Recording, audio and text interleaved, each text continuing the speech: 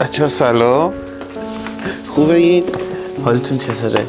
خوبین؟ سلامتین؟ خوش اومدین به یه اپیزود دیگه با من. امروز خیلی هوای آفتابیه و خب من با خودم فکر کردم که چی بهتر از این بیایم یک اپیزودی با هم بگیریم، اما به قشنگیاش نگاه نکنید. دیشب پدر ما رو در آورد، یعنی یکی از واقعا شبای سخت امسالم بود. طوفان می اومد خیلی شدید دیشب و من یادم بود همش با خودم میگفتم اگه فردا اپیزود گرفتم اینو به بچه‌ها بگم. اگر شماها ته ذهنتون اینطوریه که درخت کنار خونه خیلی چیز زیباییه، که من همیشه اینطوری بودم که خانه تک درخت سایه کنه قشنگه و اینا.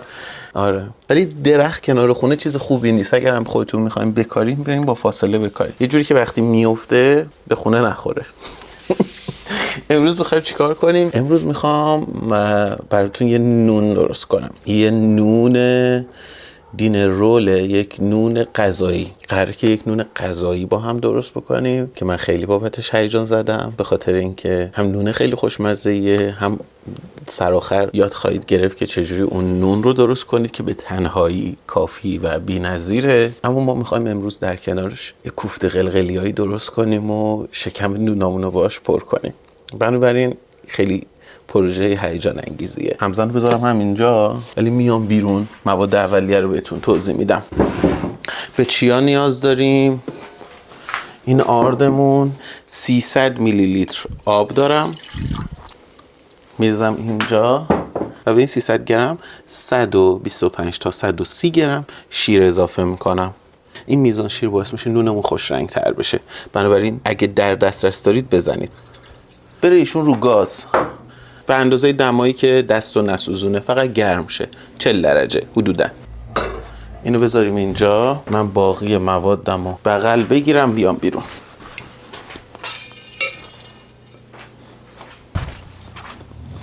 این هم اینجا.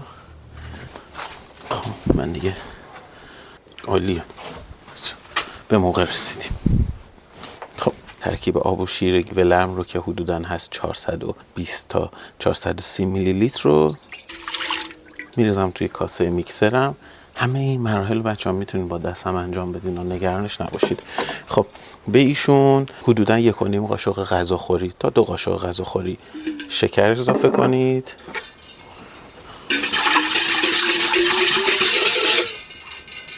یه کمی ترکیبش کنید و مخمر فوری. چقدر؟ 7 8 نهایت 9 گرم. حالا بهش مقداری فرصت میدیم تا مخمرامون فعال شه. رفتم یه دونه از این گنده‌هاش خریدم، این زور داره. اونی که من داشتم قبلا کوچیک بود، اصلا یه چیز سوسولیه، ولی وای میشه. ایشون بمونه اینجا. 610 تا آرد نول داریم، آرد پروتئین بالا، آرد نول قوی. اگه آرد بسته‌بندی استفاده میکنید این آرد برای پیتزا هم مناسبه، برای خمیر پیتزا. بنابراین ممکنه حتی روش نوشته بشه آرد مناسب خمیر پیتزا. 10 گرم نمک. این 10 گرم نمک رو میریزم توی آب، حسابی با هم ترکیبش کنیم. خب پس از حدود 10 دقیقه این به ما میگه که مخمرمون زنده است و اگر دیدین که شیرتون یه مقداری حجیم نشد و مخمرها درش رشد پیدا نکردن، یعنی مخمرتون زنده نیست و بریزید دور، ادامه ندید از همین مرحله به بعد. ما 40 گرم کره داریم. از این 40 گرم که بردم گذاشتمشون یه ذره آب بشن، نیمه آب بشن، نیمیش رو میخوام اضافه بکنم به این ترکیب شیرمون. الان یه ذره کره آب شده، اینم یه تیکه از خودش. خب اینقدر میمونه که بعد بهتون جلوتر میگم چی کارش میکنیم. تو این مرحله یه دور همش بزنیم. قبل از اینکه بریم پشت همزن، کاری که الان میکنیم اینه که تا اندازه‌ای که همزن دستیتون بهتون اجازه میده و میتونید از این آردتون کم کم به این مایع اضافه کنید و دستی هم بزنید. من فعلا همینجوری میرم جلو، مثلا به اندازه این سرتاسم دونه دونه اضافه میکنم، هم میزنم، اضافه میکنم، هم میزنم.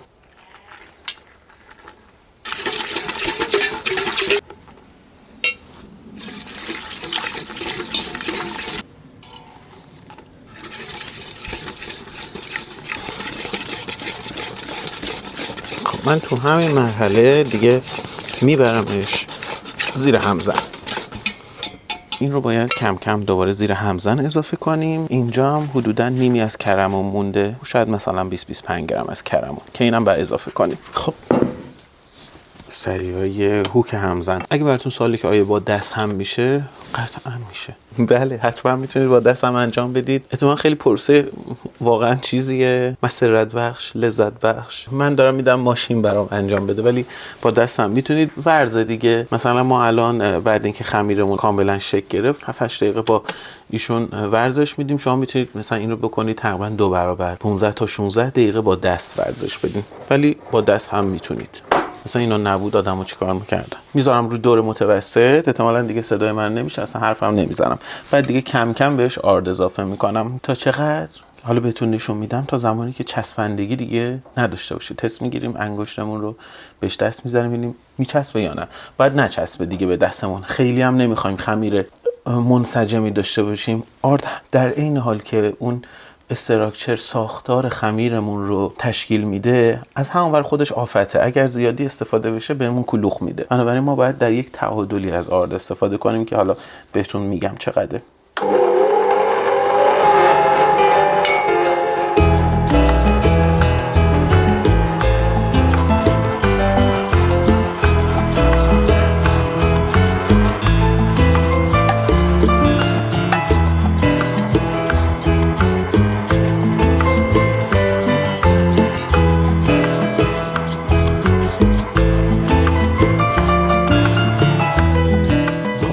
نگاه کنید و چقدر آرد فعلا مونده. تقریبا یه بخش قابل توجهی مونده. دستتون باید خشک و تمیز باشه. یه انگشت به خمیر میزنید، میبینید چسبند دست هنوز به دستتون میچسبه. باید به مرحله برسه که وقتی دست خشک و تمیزتون رو به خمیر میزنید نچسبه. بنابراین ما به هم زدن ادامه میدیم و به اضافه کردن آرد هم ادامه میدیم از اونجایی که آرد هنوز هم داریم، ولی الزاماً وابسته به آبخور آردتون لزومی نداره تمام 610 گرم رو بریزید. یعنی هر زمان که به این تست رسیدید میتونید اضافه کردن آرد رو قطع کنید. من دوباره میذارم بچرخه.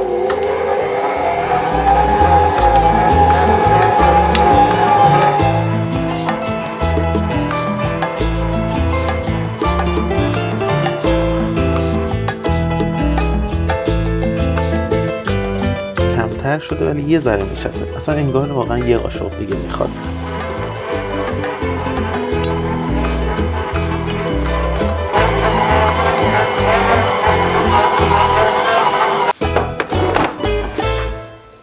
چسبندگی 0. این مقدار کره باقی مونده‌مون رو هم بهش اضافه میکنیم. دیگه من میارم روی سرعت متوسط رو به کم، مثلا روی سرعت 2 همزن من.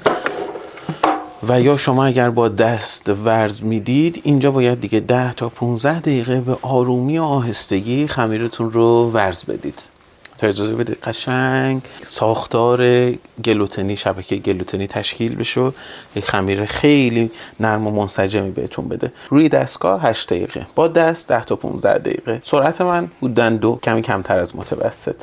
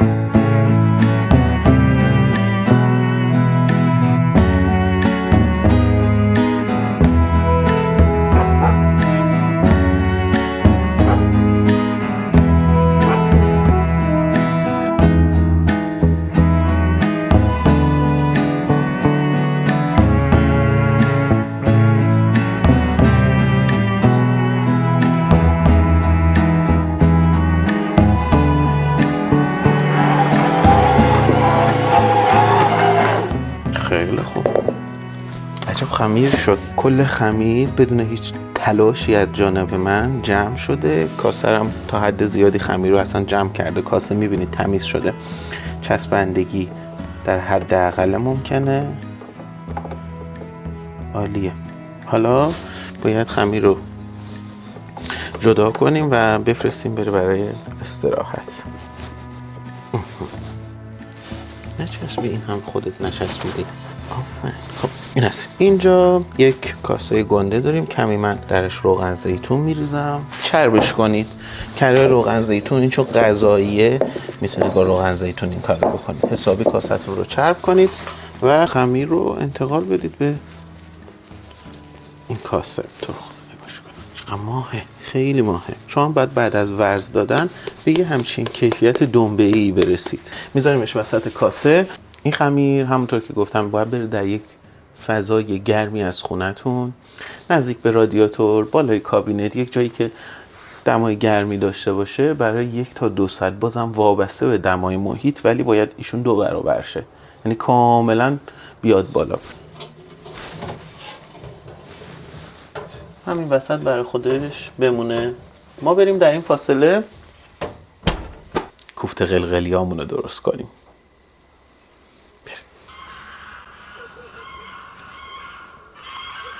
آخه اینجا رو نگاه کنیم. یه مقداری جعفری و یه مقداری گیشنیز نیاز داریم.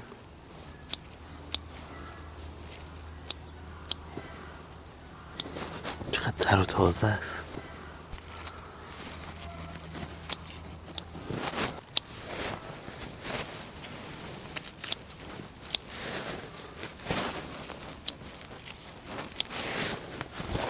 این سمت هم یه کمی گیشنیز داریم.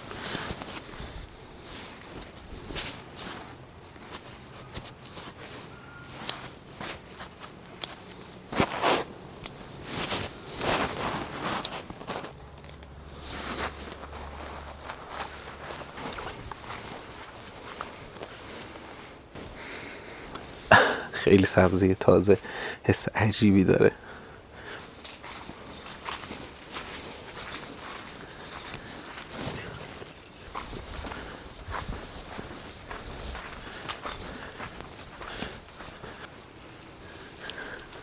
یه مقداری هم از اینا ببریم. خیلی خوش عطره. من این موقع از سال که میشه همیشه با اینا توی پلو استفاده میکنم.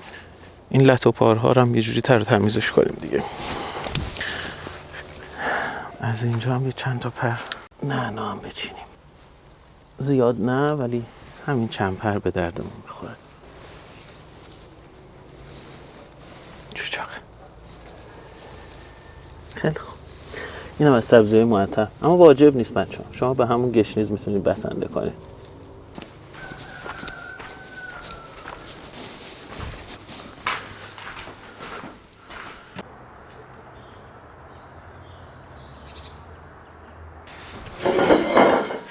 خوش آمدید به بخش دوم با من. بریم سریع سراغ کوفته. به پیاز نیاز داریم برای این کوفته قلقلیامون.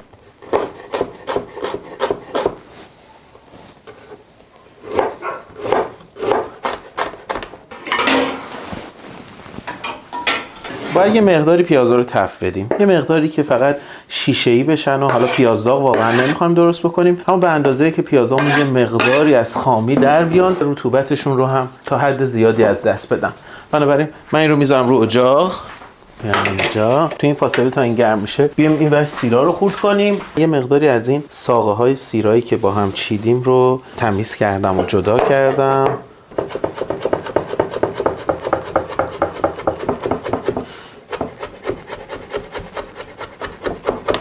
خب این چه بخاری بلند میشه.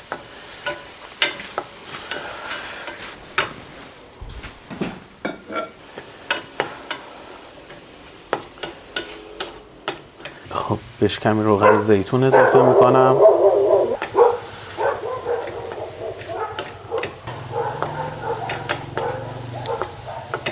امان از این سگا. یه موتوری که از محله رد میشه تقریبا هر خونه هر سگی داره یک لشکر سگ تشکیل میدن تا اون موتور رو بیرون کنن.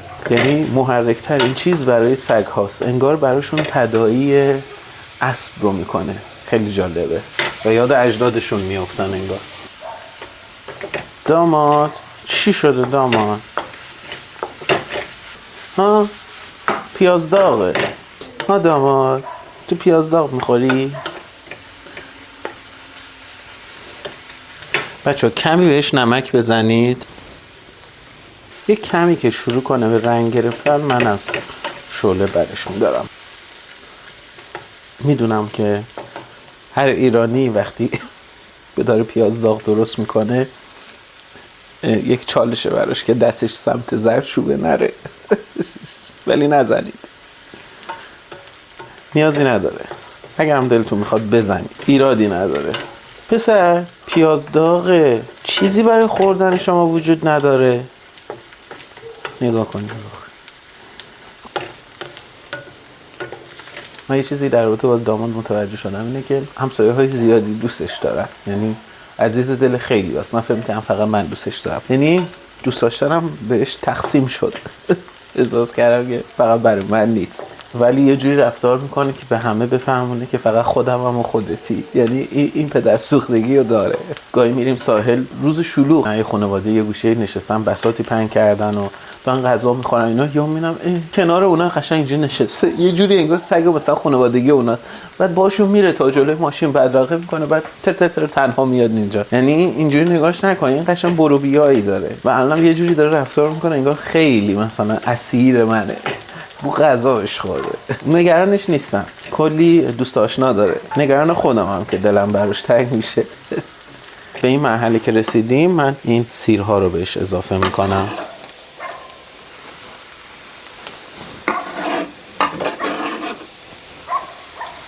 به عطری آزاد شد. خیلی خوب، این کافیه. از روی شعله برش میدارم. بریم برای ادامه کارمون و بذاریم یه ذره دماش بیفته. تابه هنوز داغه، یکم صبر کنیم دمای این بیاد پایین.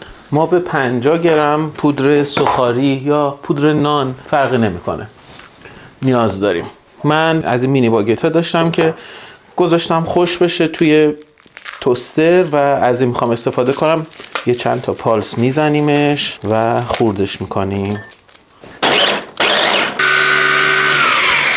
خیلی خوب، مهمم نیست حالا خیلی خیلی خورد بشه، همین کار ما رو راه میندازه. چقدر؟ 50 گرم همونطور که گفتم. و خب میدونین دیگه مثل باد سبکه.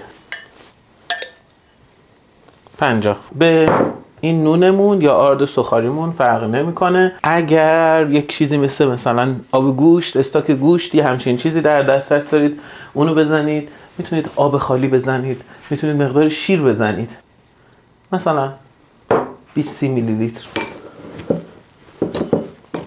رطوبت رو بذارید حسابی به خودش بگیره.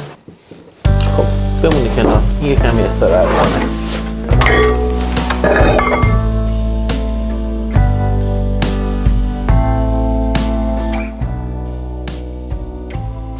این 500 گرم گوشت رو اضافه میکنم. پیاز داغی که گرفتیم رو بهش اضافه میکنم. حدوداً یه قاشق چایخوری بهش نمک بزنید. حواستون باشه یه مقداری هم نمک توی پیازا زدیم. پول بیبر دارم، یک قاشق مرباخوری پول بیبر اضافه میکنم. یک قاشق چایخوری سماق دارم، این رو اضافه میکنم. این خیلی عالیش میکنه. خیلی کم میخوام بهش جوز هندی اضافه کنم. اینم از جوز هندی با گوشت بی‌نظیر میشه. ترکیب نونمون رو بهش اضافه میکنم. قشنگ خیس خورده. این رو میریزیم. یه دونه تخم مرغ میتونیم بهش اضافه کنیم. اینم از این. زست لیمو اینم بی‌نظیرش میکنه. اگه نارنجم در دسترس داری، نارنجم تموم شده، زست نارنجم بی‌نظیرش میکنه. این از این. همینجا تا زست رو دارم 20 گرمی من گردو میخوام رنده بکنم توش. گردو سماق عالیه.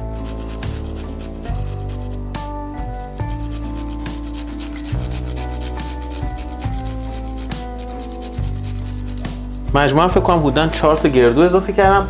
پنیر سیامزگی در دسترس ندارید، پارمزان اضافه کنید. من سیامزگی همیشه در فریزر دارم و برای همچین چیزی نمیتونیم از عطرش غافل بشیم. مقداری پنیرم شوره، میخوام حواسم باشه که موادمون رو شور نکنه.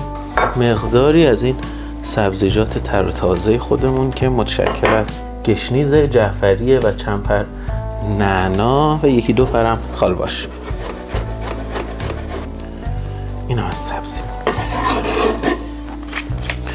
خب فلفل سیاه‌ش هم اضافه کنیم. بسیار خوب.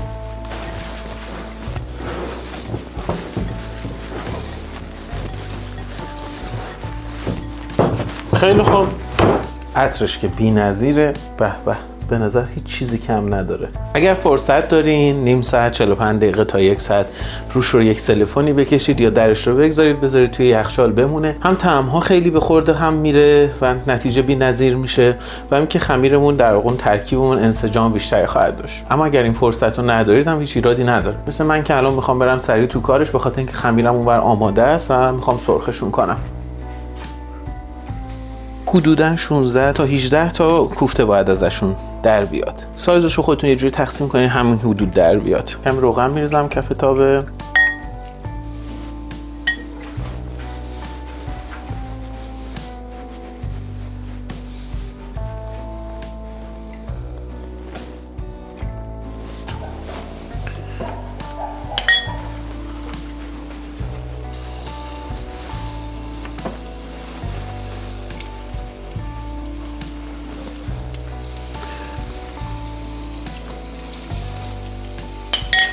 این هم از 16می. 1 2 3 4 5 6 7 8 9 10 11 12 13 14 15 16 تا.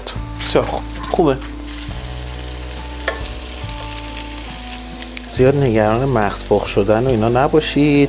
قراره بره بین نونمون و اونجا خودش حسابی خواهن پخت. همین که یه مقداری فقط منسجم بشه و خودش رو بگیره. عطرش بی‌نظیره و اگه باور نمی‌کنین از آقا جیمی بپرسید. کارو زندگیشو ول کرده.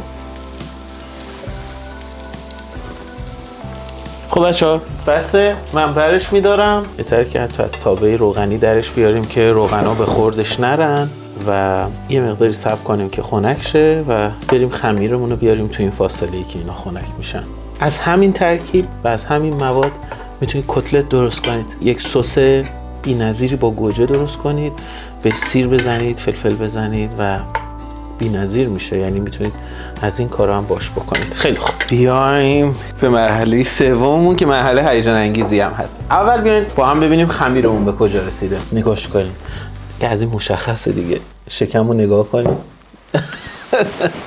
خب اول از همه پفش رو میخوابونیم. از اطراف جمعش میکنیم به مرکز. حسابی دیگه بیش از 2 برابرم حتی شده. باید در این مرحله خمیرمون رو به قطعات کوچکتری تقسیم بکنیم. به قطعات 50 تا 60 گرمی. من کم دستمو چرب کنم که مطمئن بشم به دستم نخواهد چسبید. چرب کردن بهتر از آرد پاشیه. به چونه های 50 تا 60 گرم برای کاری که ما میخوایم باش بکنیم نیاز داریم. ترازومو میارم. میتونید یه کاری که بکنید اینه که اول 3 تا تیکه ازش جدا کنید، مثلا اینطوری. خب بعد اینا رو بذارید کنار، دونه دونه بکشید. خیلی زیاده، 90 تاست.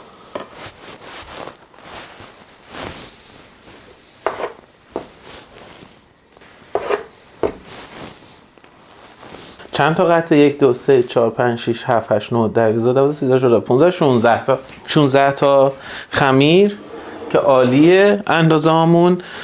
حالا کاری که باید بکنیم اینه که ابتدا هر کدوم از این قطعات رو سعی کنید دستتون هم یک مقداری چرب باشه. در واقع کاری که باید بکنیم اینه از رو میتونید این رو جمع کنید اول خمیرتون رو این شکلی. میبینید در واقع به زیر ببرید با انگشتتون تا بزنید تا بزنید تا بزنید تا بزنید این شکلی. زیرش هم به این شکل جمع بکنید. حتی میتونید روی میزتون انگشتاتون رو به هم وصل بکنید به این شکل و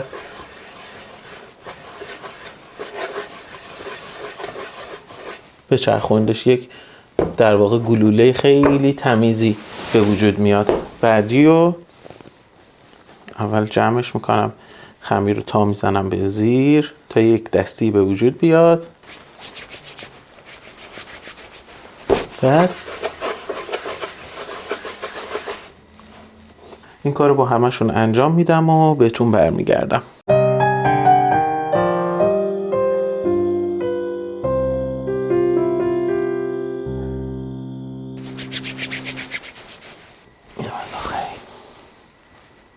خیلی خوب، اینم از آخری 16می و بریم برای مرحله بعد. سینی نهایی فرتون رو آماده کنید. یک سینی بزرگ یا به هر حال یک سینی عمیق باید باشه که یه مقداری هم لبه داشته باشه.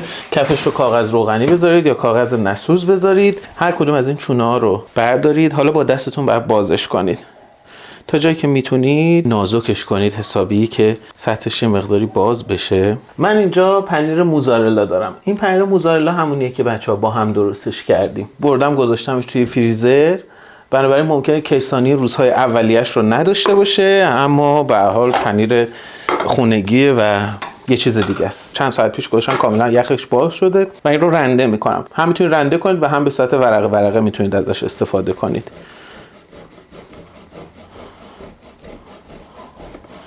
من هر دو حالت رو براتون انجام میدم که اگه احیانا موزارلا رنده شده گرفتید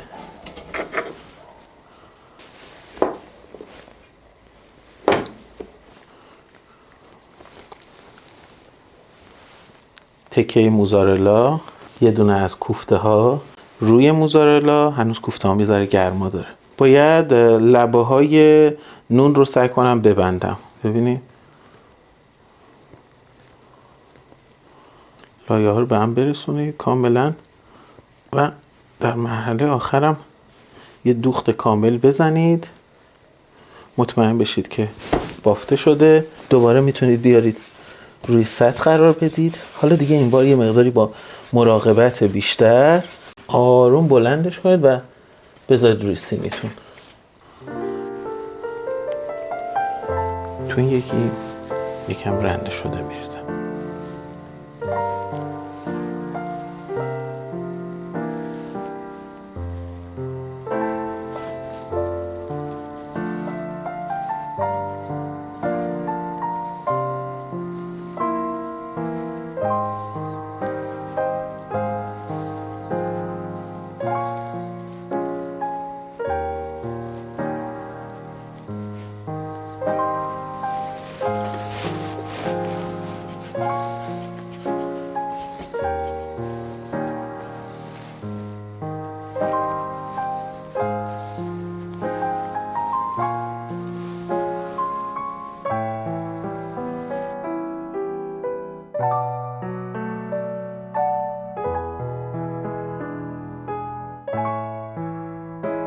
خب بچه‌ها این از این. من برای این سینی با این فاصله که در نظر گرفتم 12 تا کافی بودش. خب حالا بعد به اینها حدود دوباره 40 دقیقه تا 1 ساعت استراحت بدیم و قبل از اینکه بذاریم برم برای استراحت، برای اینکه روشون ممکنه خشک بشه، یه کمی آب روشون اسپری میکنم، پارچه میکشم روش و دوباره میذارم توی همون فری که یه مقداری گرما داره تا یه نیم ساعت 40 دقیقه‌ای. بستگی داره، باز باید 2 برابر شن، یعنی حجیم شن. دمای داخل فر شاید الان یه چیزی حدود مثلا 35-40 درجه. من بهتون برمیگردم. چقدر دیگه؟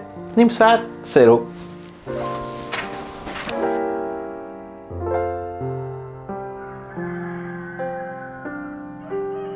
حدوداً 40 دقیقه میگذره، یه مقداری حجیم شدن، ولی باید بیارمشون بیرون به خاطر اینکه میخوام دیگه بذارم روی پیشگرمایش و فرمون گرم شه.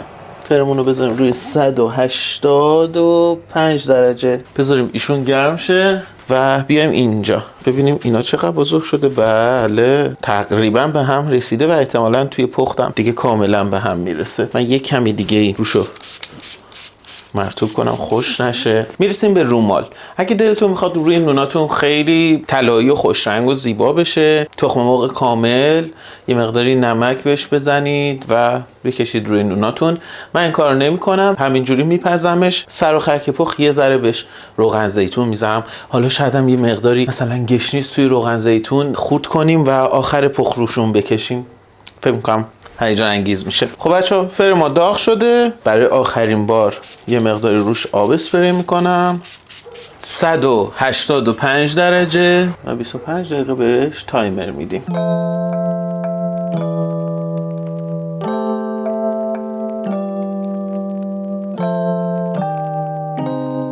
خب بچه‌ها کمتر از 2 دقیقه به پایین پختمون مونده. من در فر رو باز میکنم. خب چه بخاری زد بالا. یه مقداری روی نونامون رو روغن زیتون میزنم. خب که یه مقداری رویه ترد رو میتونید کره بزنید دیگه به ذائقتون. اگر روغن زیتون دوست نمیدارید که من دوست میدارم، اما جایگزینش با خودتون. از عطرش که دیگه نگم واقعا بهتون.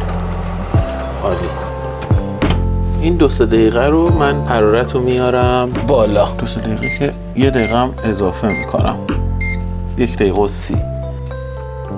مهموناتون اومدن، از این نونا درست کردید گذاشتید روی میز. بعدن اینا هی نگاه میکنم میگن که صابخونه این نونا رو با چی بخوریم؟ عالیه رنگش. و این از این، حتی یه کمی هم دیر جنبیدم. تو این فاصله بیایم اینجا از این گیشنیز جعفریا خورد بکنیم.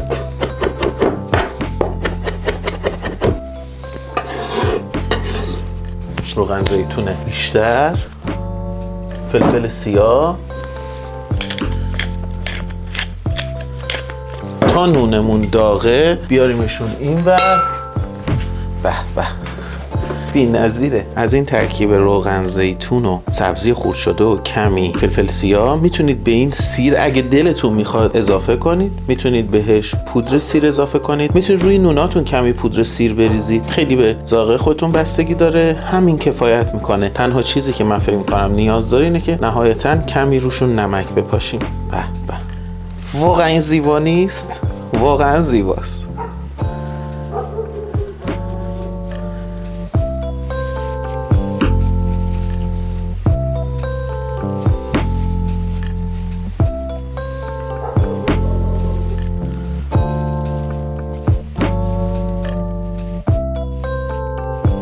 خب بچه‌ها الان دیگه تقریبا وقتشه که اهالی خونه رو صدا بزنید و دعوتشون کنید به حالا هر وعده غذایی، عصرونه، شام، و دعوتشون کنید سر میز در واقع. و قراره که با یک همچین چیدمانی مواجه بشن. از همین گوشه هاش که به هم چسبیده احتمالاً میتونید متوجه بشید که چه بافتی داره. یه دونه رو براتون باز میکنم. بچه نگاه کنید.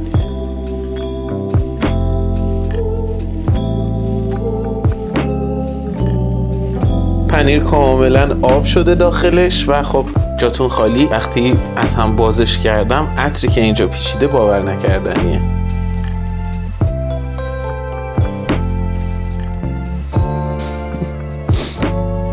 این چی میگه؟ بفرمایید.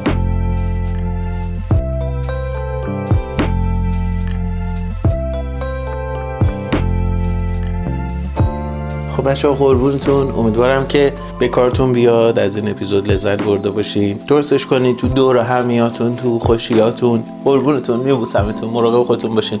خیلی زود میبینمتون دوباره.